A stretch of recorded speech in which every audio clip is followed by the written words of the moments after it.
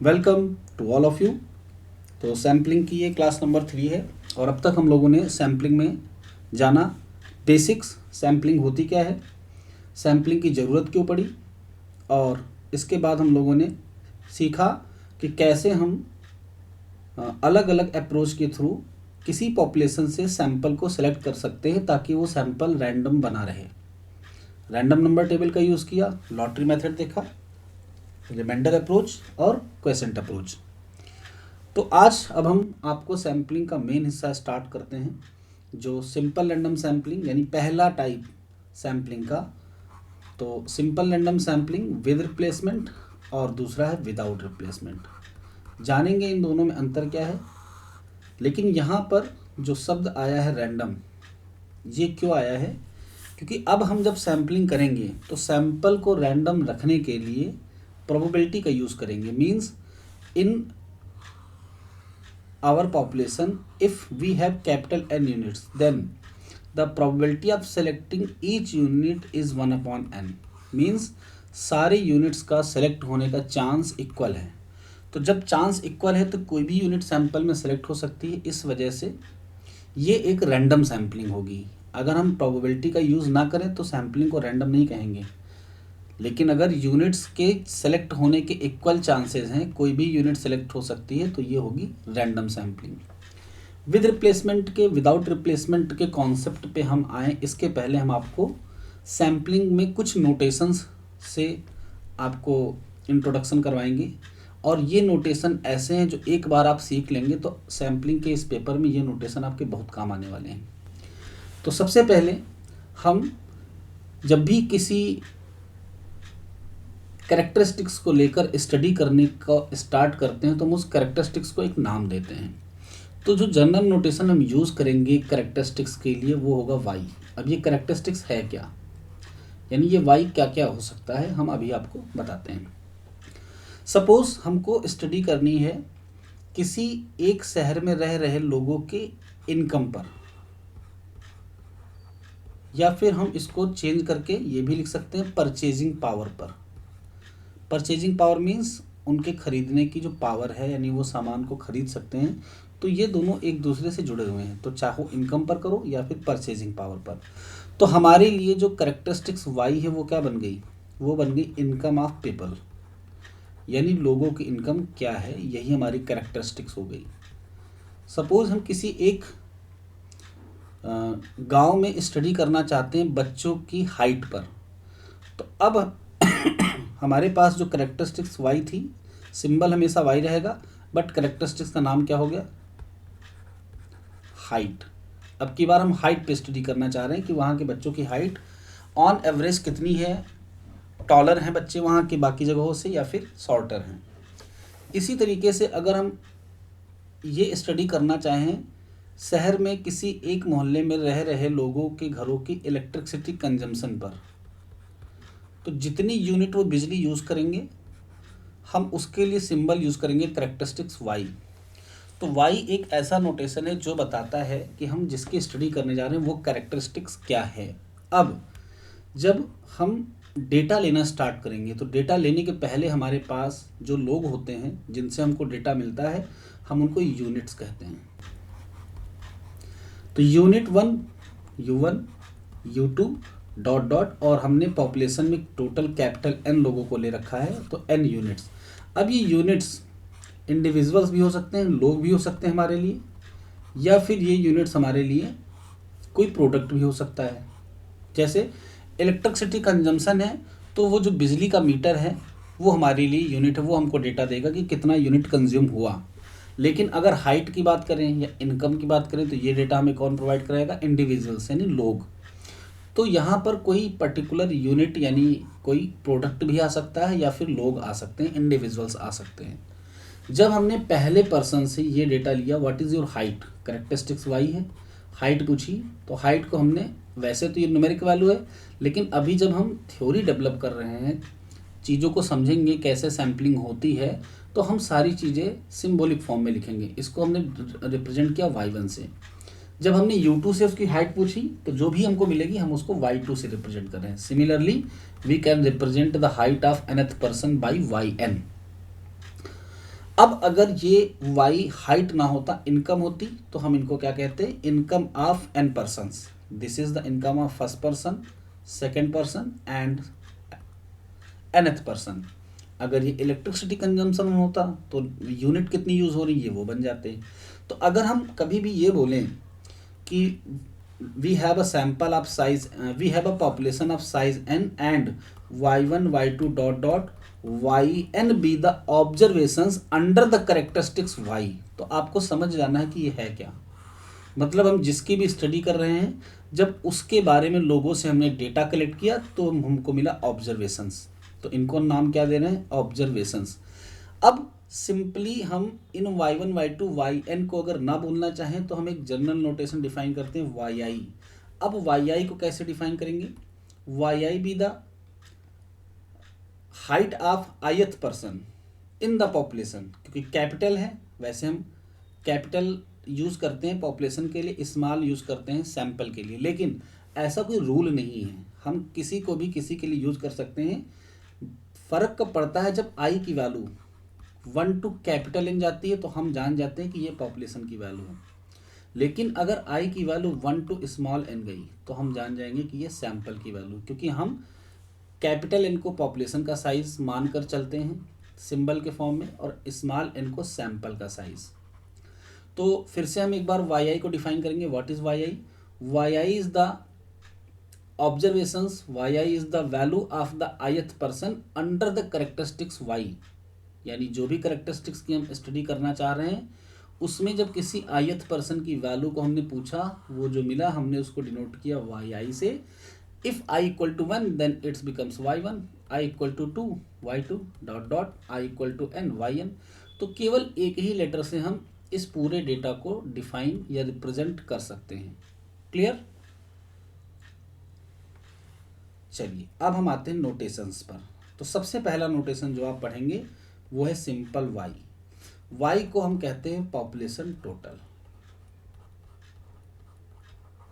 अब इस population total का फॉर्मूला क्या बनेगा, तो अगर हम जितनी भी लोगों से हमने डेटा लिया इनको हम ऐड कर दें, कैपिटल एन लोगों से लिया तो इनको ऐड कर दें, तो जब ऐड करेंगे तो क्या बन जाएगा, पॉपुलेशन टोटल।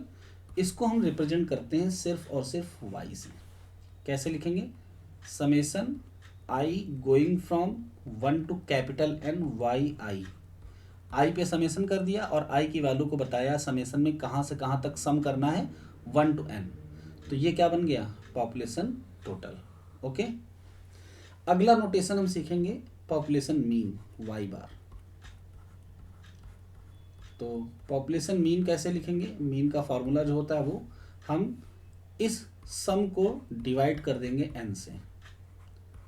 तो जब टोटल को n से डिवाइड करते हैं तो हमें क्या मिलता है, मीन वैल्यू। तो ये हो गया पॉपुलेशन मीन। ओके। अब आगे बढ़ते हैं, पॉपुलेशन के वेरिएंस की बात करेंगे, यानी सिग्मा स्क्वायर, और ये कौन सी पॉपुलेशन का, वाई पॉपुलेशन का है, तो हम साइड में सफिक्स में वाई लगा लेंगे। इसका फॉर्मूला क्या होगा, 1/n summation i going from 1 to n yi minus Y bar square. ये है वेरिएंस का फॉर्मूला।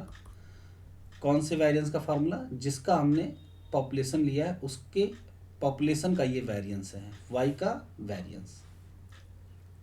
इसको लिखने का एक फॉर्म और होता है, हम उसे भी बता देते हैं, और अगर आपको ये ना पता हो कि ये कैसे आया तो आपको बताना है, हम इसको समझा देते हैं कैसे आया। ये वेरिएंस का अनदर फॉर्म है। क्या आप इसके बारे में जानते हो कैसे आया, यस और नो? No sir. ठीक है, तो हम इसको देख लेते हैं कैसे आता है। तो सबसे पहले हम 1/n summation i going from 1 to n को एज इट इज रखेंगे। हम इसमें होल स्क्वायर ओपन कर लेंगे, तो होल स्क्वायर ओपन करेंगे तो a square plus b square minus 2a into B. Clear. अब क्या करेंगे, हम ये 1 और समेशन रन कराएंगे इन पे, तो 1/n summation i going from 1 to n yi square, पहला वाला मिल गया।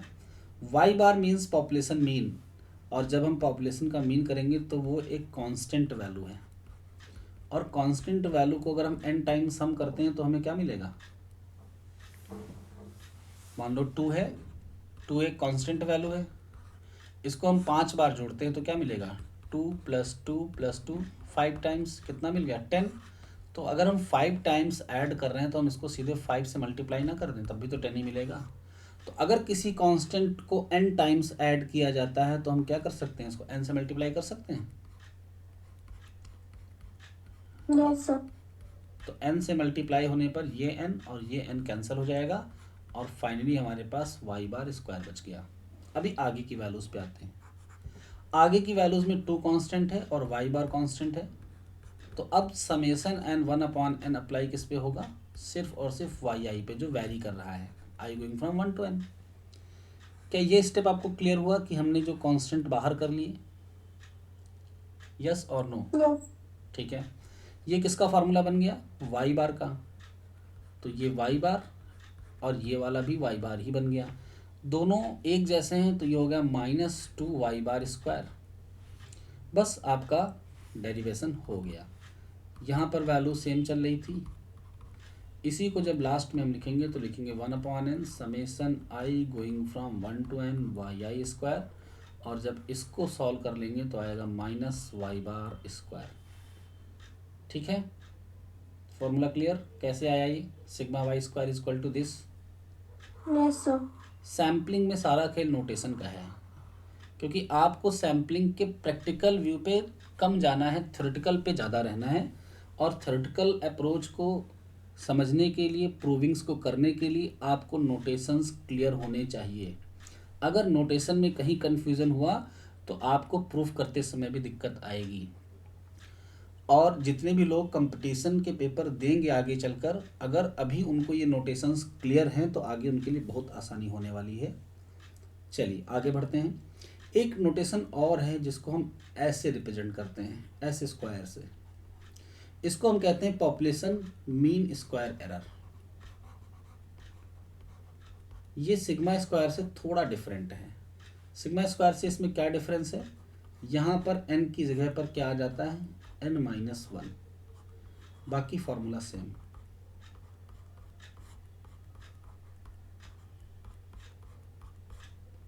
Okay, yi - y²।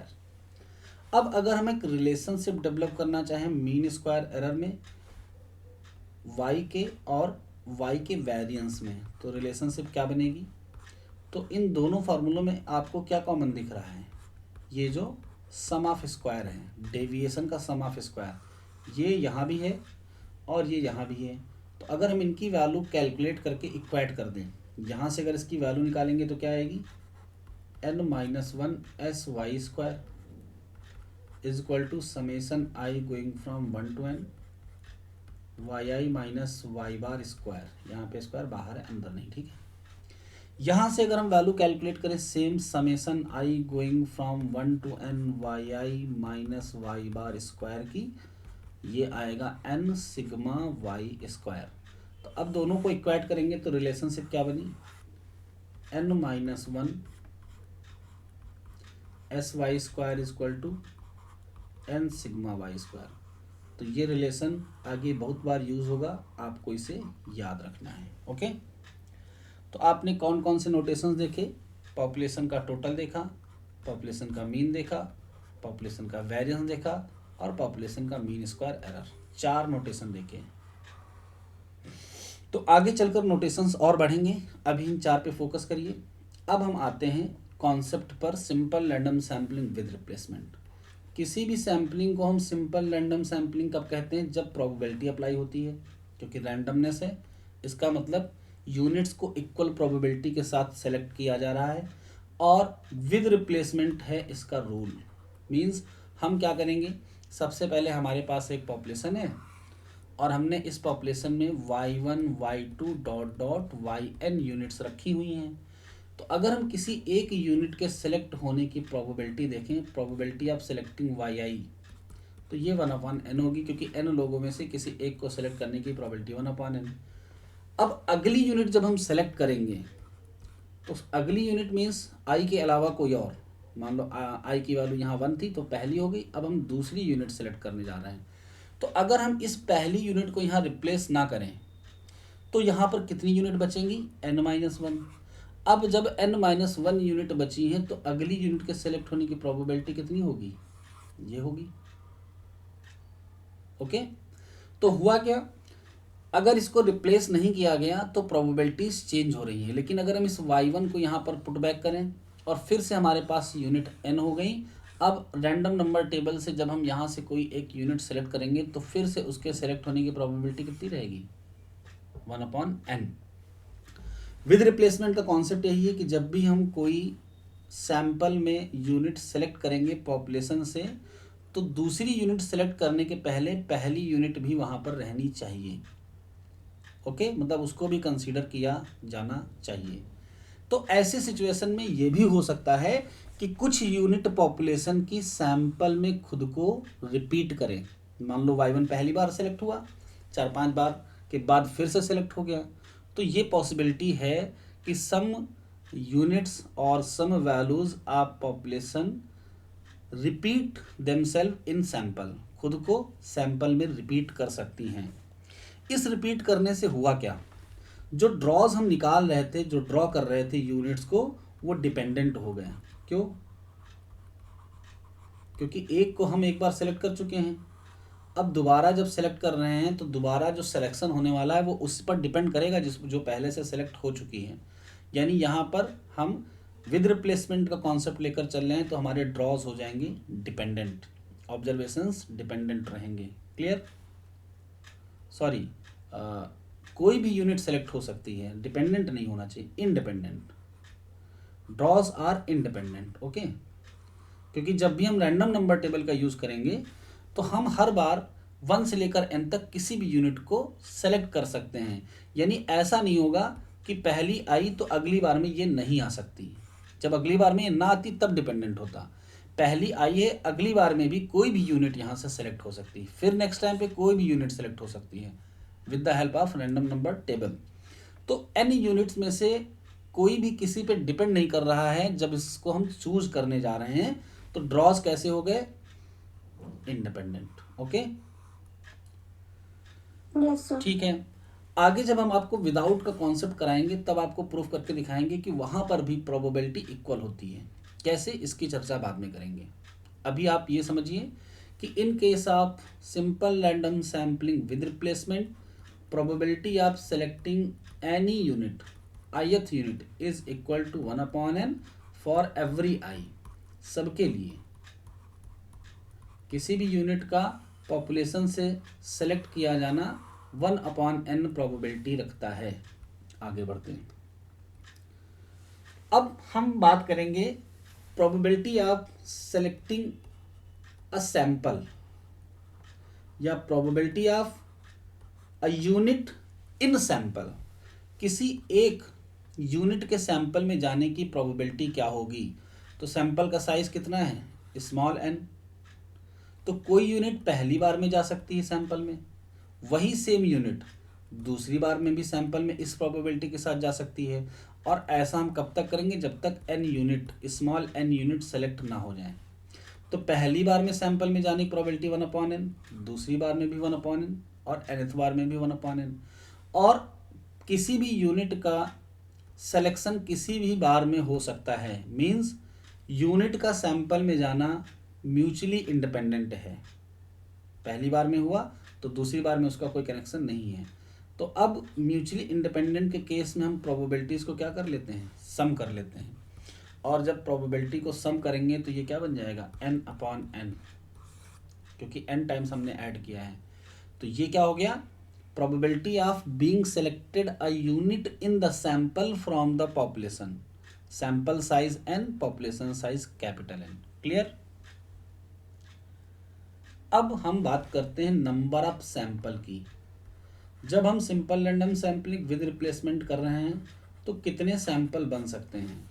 तो हमारे पास यहाँ पर कैपिटल N की वैल्यू को हम सपोज कर लेते हैं 6 यूनिट है हमारे पास, और यहाँ से हमको 3 साइज का सैंपल लेना है, यानी स्मॉल n की वैल्यू है 3। तो पहली जगह पे y1 से लेकर y6 तक कोई भी वैल्यू सेलेक्ट हो सकती है, मींस इस प्लेस में सेलेक्ट होने के चांसेस कितने हैं, 6। परम्यूटेशन कॉम्बिनेशन आपने पढ़ा है अच्छे से। हाँ या Yes, ना, sir. जल्दी बताइए। ठीक है, तो पहली प्लेस पे हम 1 से लेकर 6 तक कोई भी यूनिट सेलेक्ट कर सकते हैं। Similarly we can select any unit at the second place, क्योंकि हम रिप्लेस कर रहे हैं वापस, तो 6 यूनिट अब भी हैं, तो इसमें भी कोई यूनिट सेलेक्ट होगी 6 वेज से, इसमें भी 6 वेज, तो टोटल वेज कितने हो जाएंगे सेलेक्ट होने के? 6 into 6 into 6 means 6 to the power 3। तो सैंपल टोटल कितने बन गए? 6 था पॉपुलेशन साइज और 3 था सैंपल साइज। तो these are the total number of samples drawn from the population of size capital N. ये टोटल सैंपल होंगे। कैसे होंगे हम आपको छोटा सा एग्जांपल लेकर करके दिखाते हैं, ठीक है। चलिए हम n की वैल्यू को 4 ले लेते हैं। हमारे पास 4 वैल्यूज़ हैं 1 2 3 4, और हम यहाँ से 2 साइज़ का सैंपल ले रहे हैं। तो अकॉर्डिंग टू रूल, अगर ये रूल फॉलो करें तो कितने सैंपल आने चाहिए? तो 4 to the power 2 means there are 16 sample possibilities है। तो अब हम 16 सैंपल आपको बना के दिखाते हैं कैसे। देखिए, हो सकता हो पहली बार में 1 आए, दूसरी बार में 1 आए, सैंपल नंबर 1, 2 2 आए, सैंपल नंबर 2, 3 3 4 4।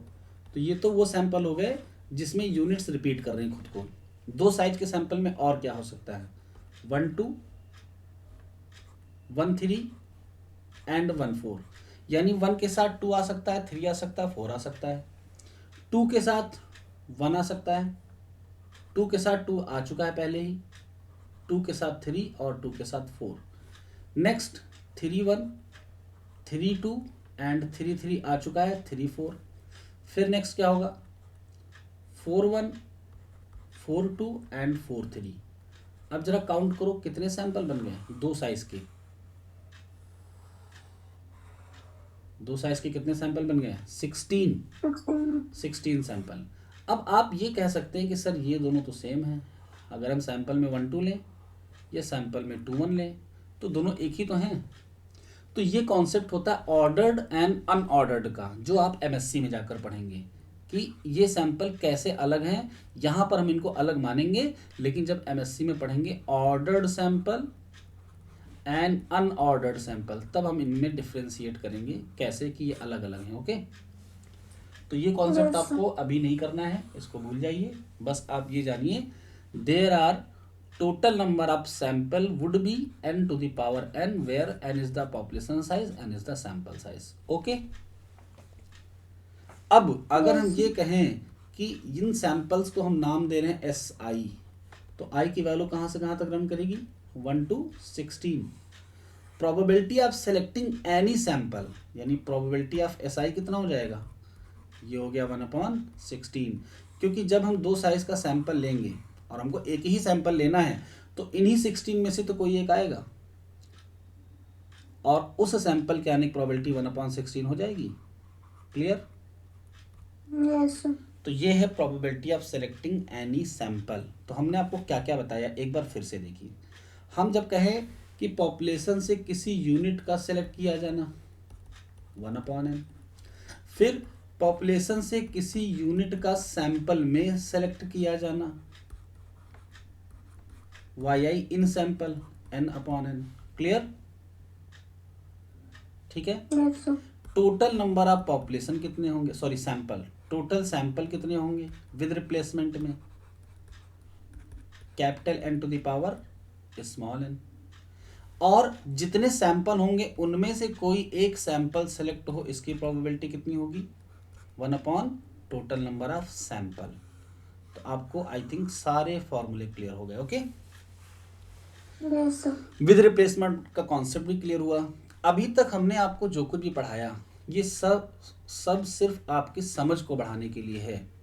आपको प्रूफ ये कुछ भी नहीं करना है।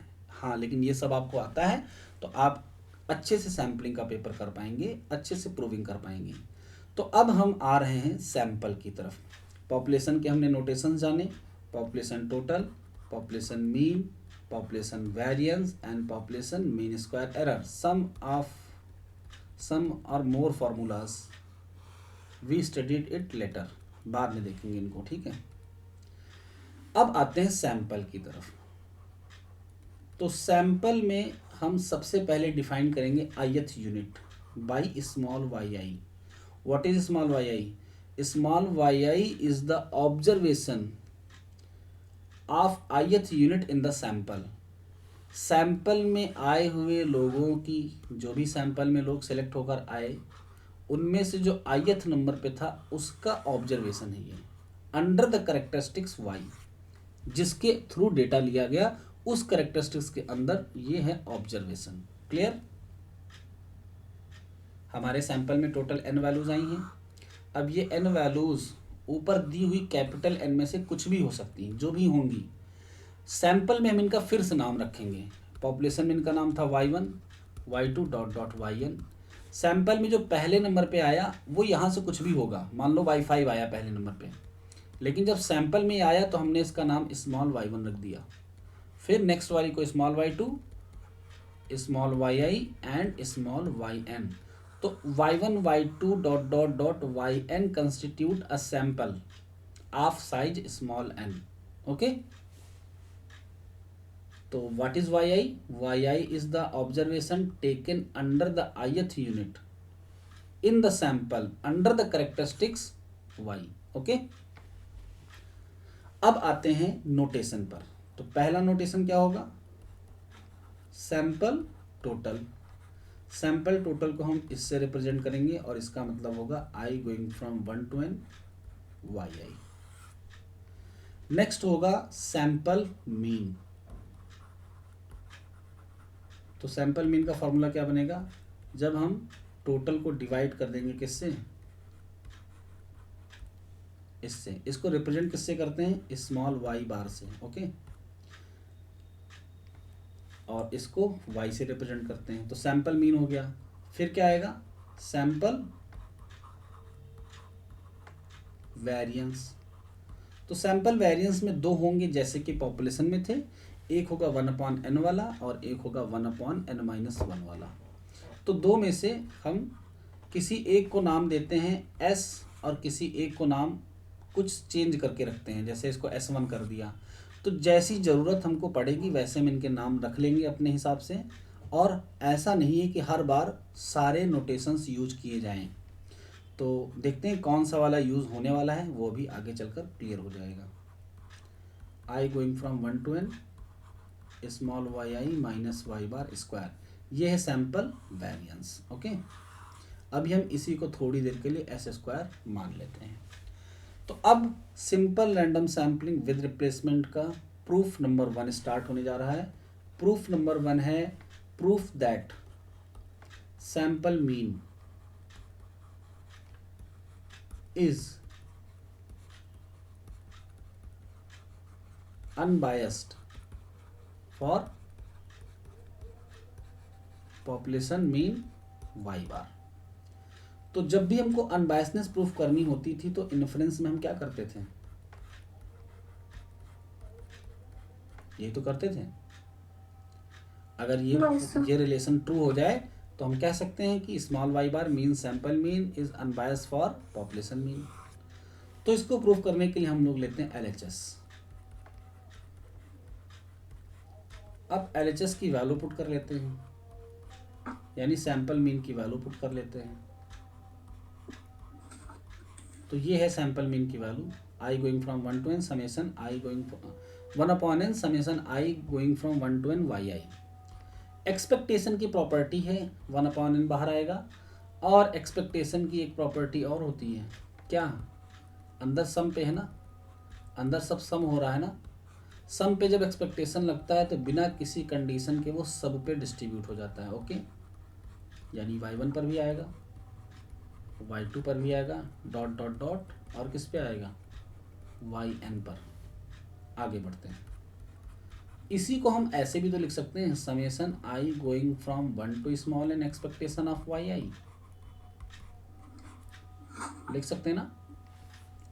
अब आपको जब हम अनबायसनेस पढ़ा रहे थे तो हमने आपको प्रूफ करके दिखाया था एक्सपेक्टेशन ऑफ yi, यहाँ फिर से करके दिखाते हैं। इस इक्वेशन में अगर एक्सपेक्टेशन ऑफ yi हमने प्रूफ कर लिया, कितना आएगा? तो हम इसको पुट करके ये वैल्यू कैलकुलेट कर सकते हैं। तो ज़रा देखिए एक्सपेक्टेशन ऑफ yi कितना आता है। एक्सपेक्टेशन की डेफिनेशन याद है आपको? एक्सपेक्टेशन की डेफिनेशन थी sum of all possible values of Y I multiplied by their respective probability. ये वाई आई है क्या? ये आयत वैल्यू है किसकी? सैंपल की। सैंपल कहाँ से आ रहा है?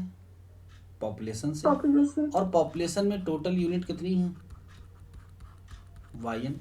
तो ऐसा हो सकता है, हमको सम करना है, ऐसा हो सकता है कि इस वाई आई की वैल्यू हो वाई वन, तो ये वाई वन वैल्यू और इनटू इसके सेलेक्ट होने की प्रोबेबिलिटी, क्योंकि डेफिनेशन क्या कहती है? Sum of all possible values of Y I multiplied by their respective probability.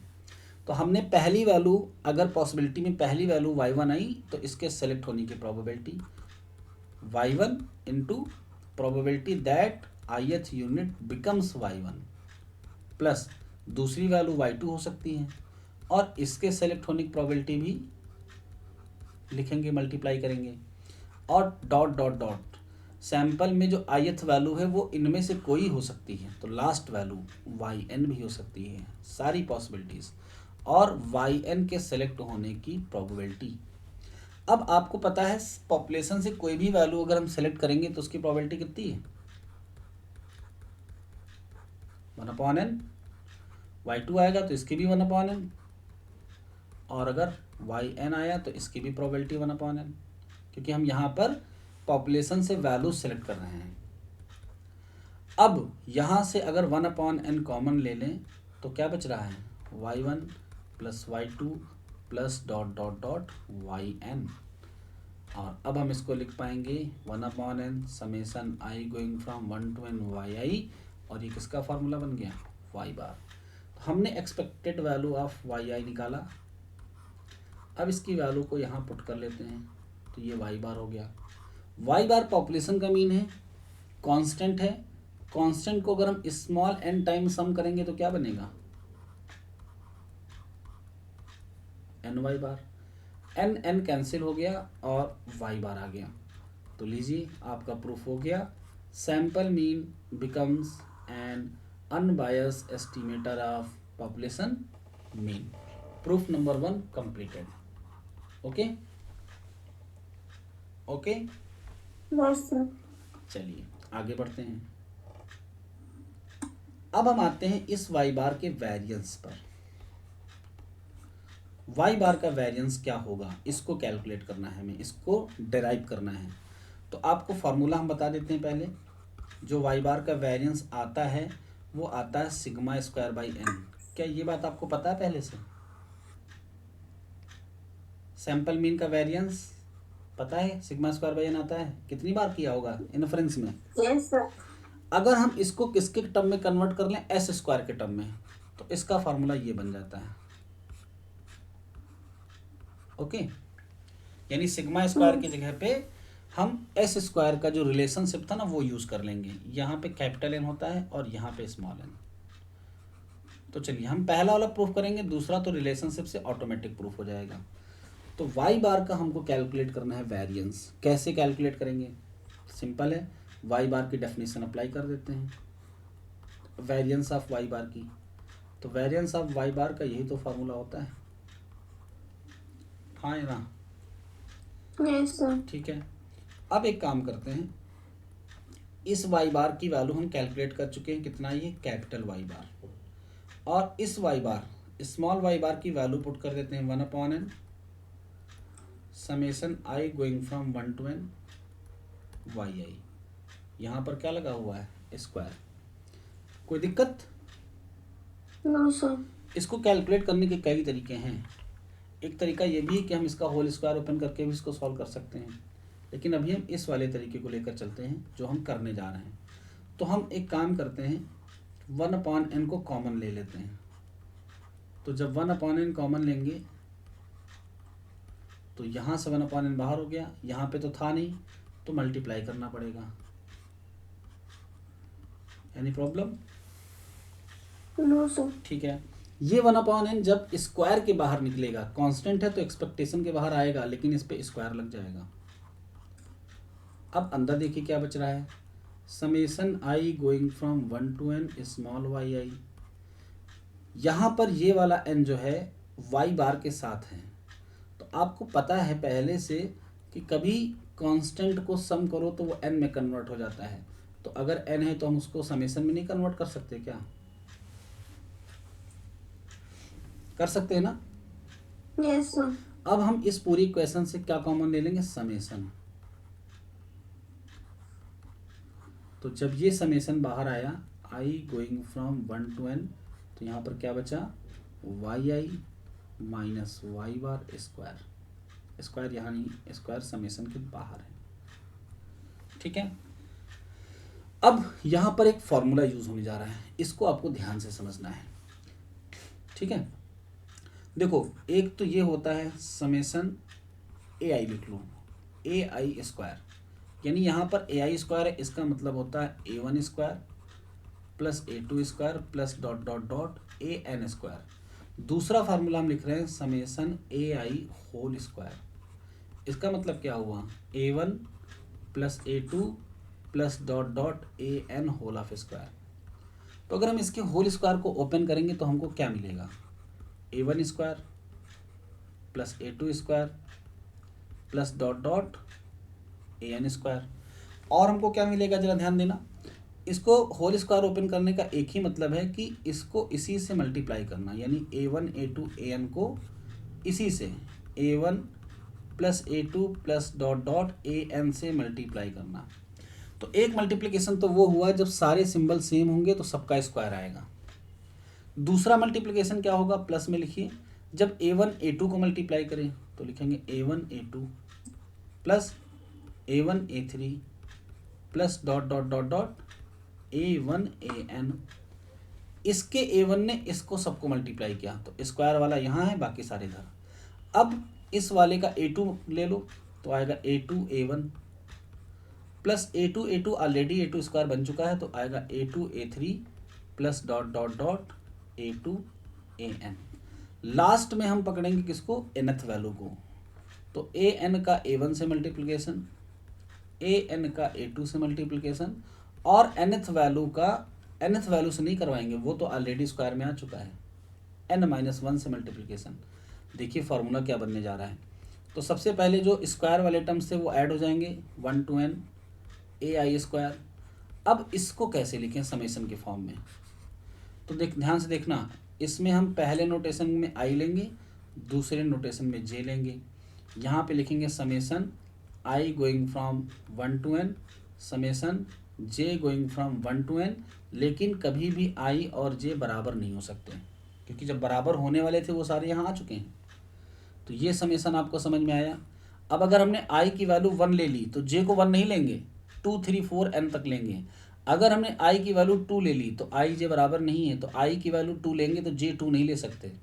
तो सपोज हमने आई की वैल्यू 1 ली तो आई वन जे की 2 हो गई, आई वन जे की 3 हो गई, और आप देख पा रहे हैं कि जे n तक जा रहा है, बस केवल आई के बराबर नहीं है। दूसरे में आई की वैल्यू 2 ली गई है तो जे 1 हो सकता है, 3 हो सकता है, n हो सकता है। Both I and J starting from 1 and going up to n, but both can not be same at the same time. Okay तो ये फॉर्मूला बता दीजिए। इसको आप पहले छोटे से फॉर्मूले पे समझो, क्योंकि nth का हमने डायरेक्ट आपको करवाया है।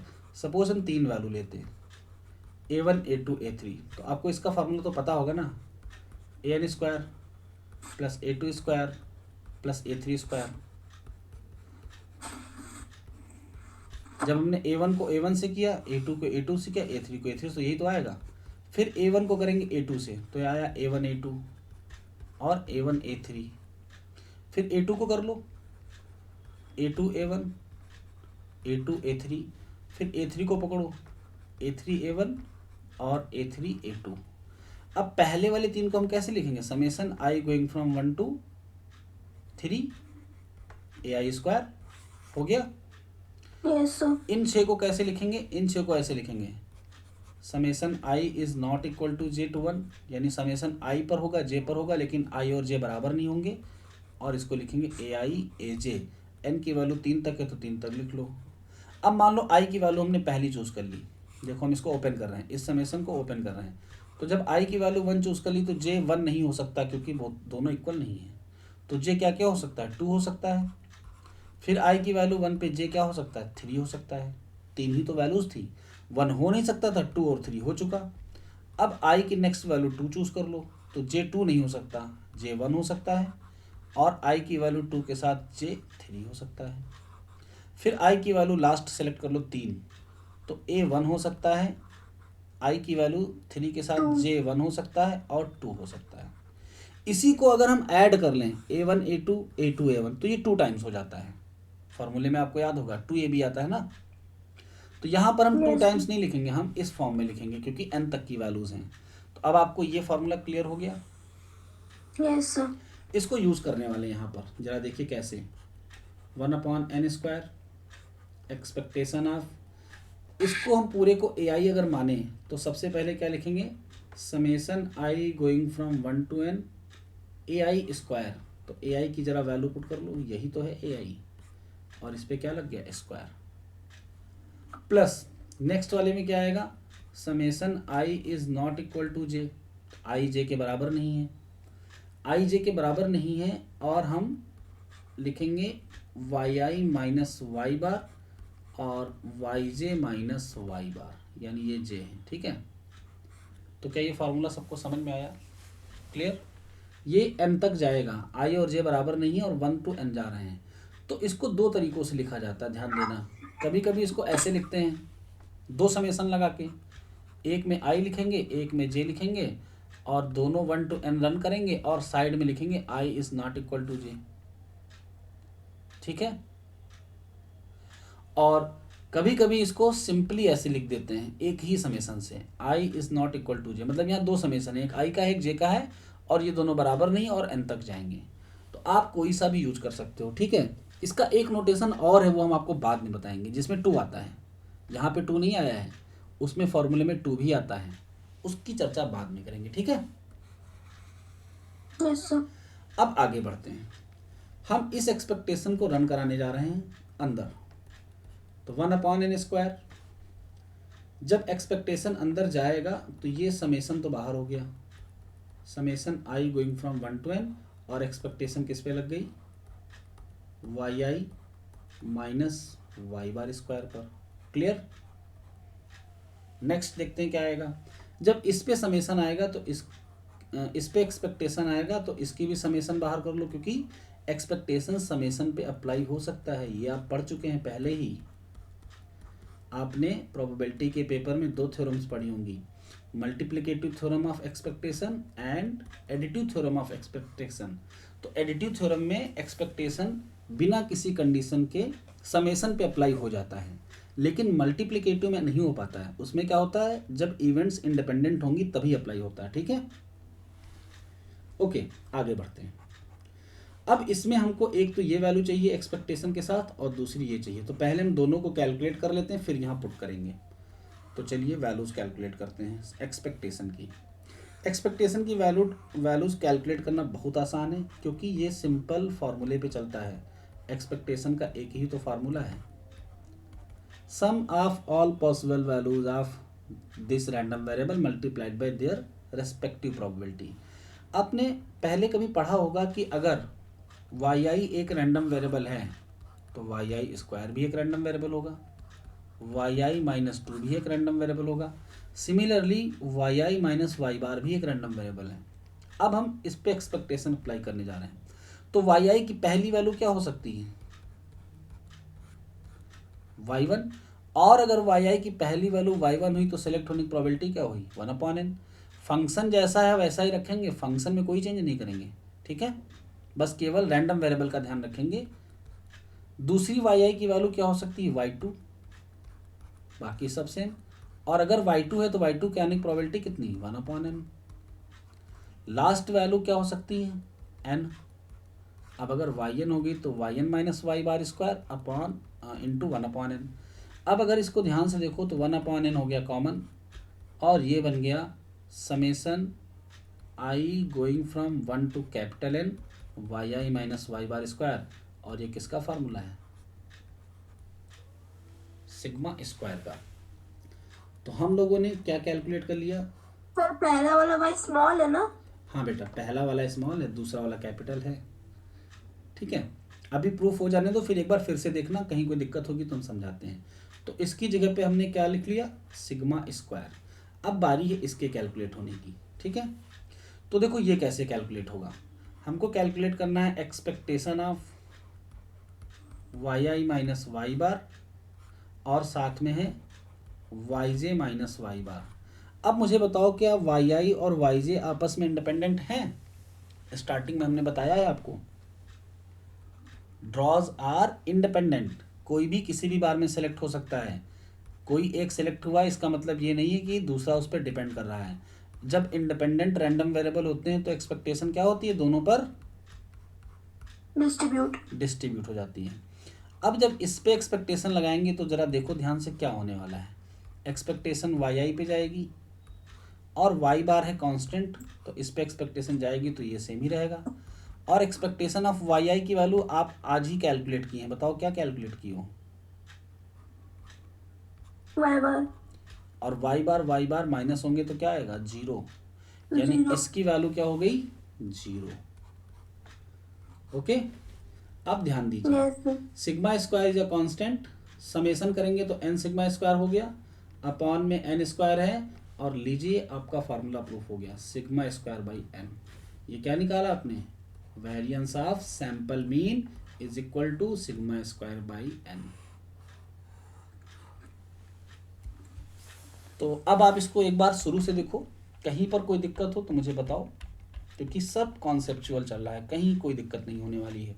यहाँ से हमने स्टार्टिंग की थी, पहले हमने क्या किया, वाई बार की वैल्यू पुट की, फिर हमने 1/n को बाहर किया तो इस वाई बार से एक n मल्टीप्लाई हो गया, फिर 1/n पूरा बाहर गया तो स्क्वायर के फॉर्म में आया, और यहाँ पे हमने इस n को कांस्टेंट के साथ था समेसन में कन्वर्ट किया, समेसन दोनों में आ गया, कॉमन लिया तो अंदर ये बचा।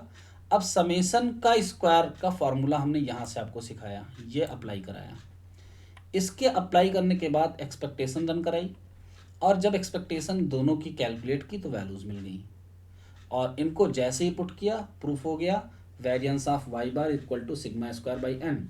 हम इसको कैलकुलेट करने के बाद ऐसे लिखेंगे, sigma Y bar in with replacement, या यहाँ पे पूरा पूरा लिख देते हैं कभी कभी, SRSWOR, ऐसे without with replacement WR equal to sigma square by N.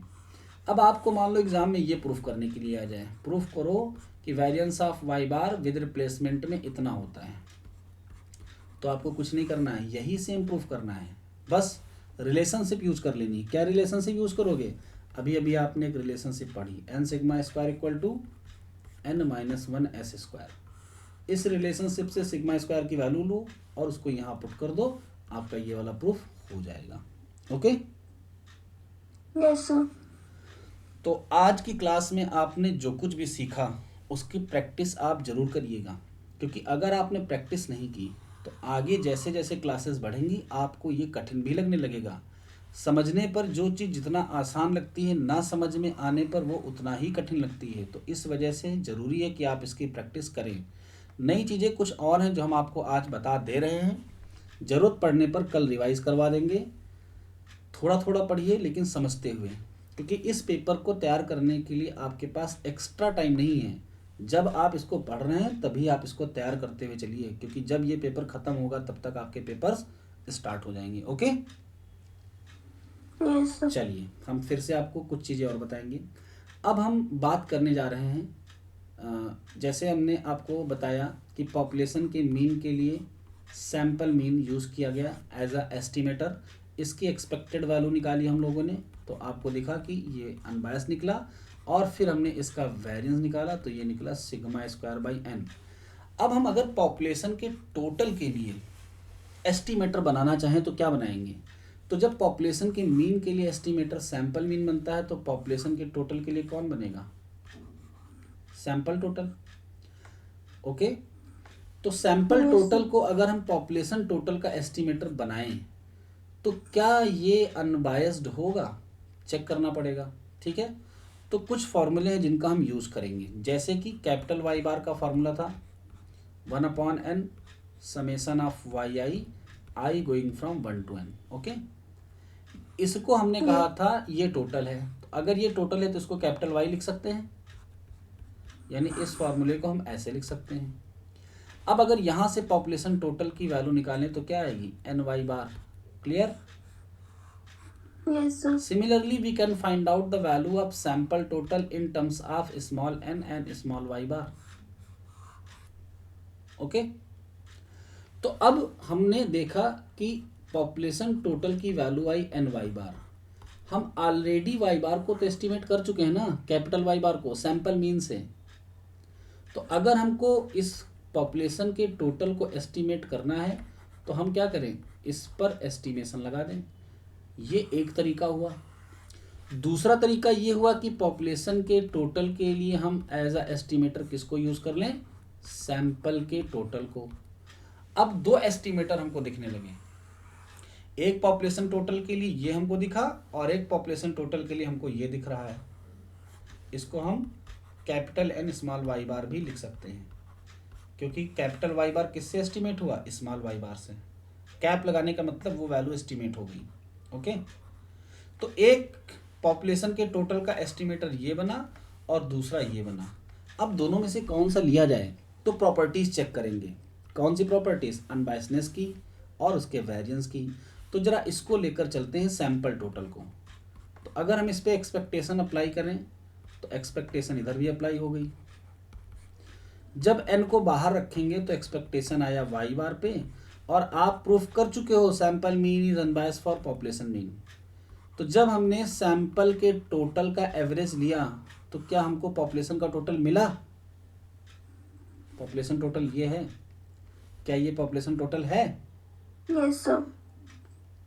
बेटा फिर से ध्यान से देखो थोड़ा, पॉपुलेशन टोटल में एन क्या है और यहाँ पे कैपिटल। क्या है, नहीं है सर। तो नहीं है ये बोलो ना, है क्यों। हमने जब सैंपल टोटल को एज अ एस्टिमेटर यूज करना चाहा तो हमको तो पॉपुलेशन टोटल मिला ही नहीं। तो क्या ये एस्टिमेटर सही है पॉपुलेशन टोटल के लिए? No sir. अब आते हैं इस पे वाई कैप पे। तो अगर हम वाई कैप की एक्सपेक्टेशन लें तो एन कांस्टेंट है और एक्सपेक्टेशन वाई बार पे लग गई। वैल्यू पुट करो एक्सपेक्टेशन वाई बार की और अब हमको क्या मिल गया, population Yes, sir. Total. Yes, sir. तो ऐसा जरूरी नहीं है कि पॉपुलेशन के करस्पॉन्डिंग सैंपल की वैल्यू उसका एस्टिमेटर बने। पॉपुलेशन मीन के लिए सैंपल मीन है, बट पॉपुलेशन के टोटल के लिए सैंपल टोटल अनबायस्ड ही नहीं निकला। अगर अनबायस्ड होता तो इसी के बराबर एक्सपेक्टेशन आती। तो जब ये नहीं तो कौन, तो ये नहीं तो हम लेंगे डायरेक्ट यहाँ से वाई कैप की वैल्यू पे कैप लगाएंगे। कैप लगाने पर जो भी पॉपुलेशन की वैल्यू इधर होगी उसको एस्टिमेट करके पुट कर देंगे और बन गया हमारा पॉपुलेशन टोटल का एस्टिमेटर। क्लियर? Yes, तो sir. पॉपुलेशन टोटल के दो एस्टिमेटर सजेस्ट किए गए, जिसमें से हमको ये वाला लेना है, कैप वाला। अब दूसरा कि हम इसका वेरिएंस निकालें।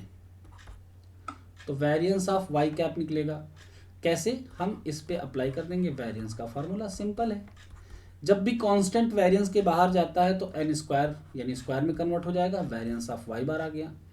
अब वेरिएंस ऑफ वाई बार तो हम कैलकुलेट कर चुके हैं ना, उसी को यूज कर लेते हैं, सिग्मा स्क्वायर बाई एन। या चाहो तो एस स्क्वायर के टर्म में लिखना हो तो ऐसे भी लिख सकते हो।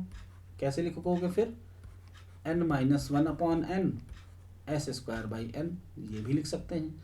तो ये क्या बन गया, पॉपुलेशन टोटल का जो एस्टिमेटर होगा उसका वेरिएंस। यहाँ पर ये वाई कैप पॉपुलेशन टोटल का एस्टिमेटर है, ठीक है। ये है पॉपुलेशन टोटल का सिंबल और ये है इसका एस्टिमेट जिसकी वैल्यू है N small Y bar. Got it? तो हमने देखा पॉपुलेशन टोटल को कैसे एस्टिमेट करेंगे सैंपल की मदद से। अब कल की क्लास में हम जानेंगे कि कैसे हम सिग्मा स्क्वायर को एस्टिमेट करेंगे सैंपल की मदद से। तो सिग्मा स्क्वायर को अगर हमने एस्टिमेट कर लिया तो इसके एस्टिमेटर को यूज करके हम कई सारे और फॉर्मूले कल बनाएंगे। तो आई होप आज की क्लास आपको समझ में आई होगी। आप इसको रिवाइज करिए, नोट्स बनाइए। आज की क्लास यहीं तक। थैंक यू, जय हिंद।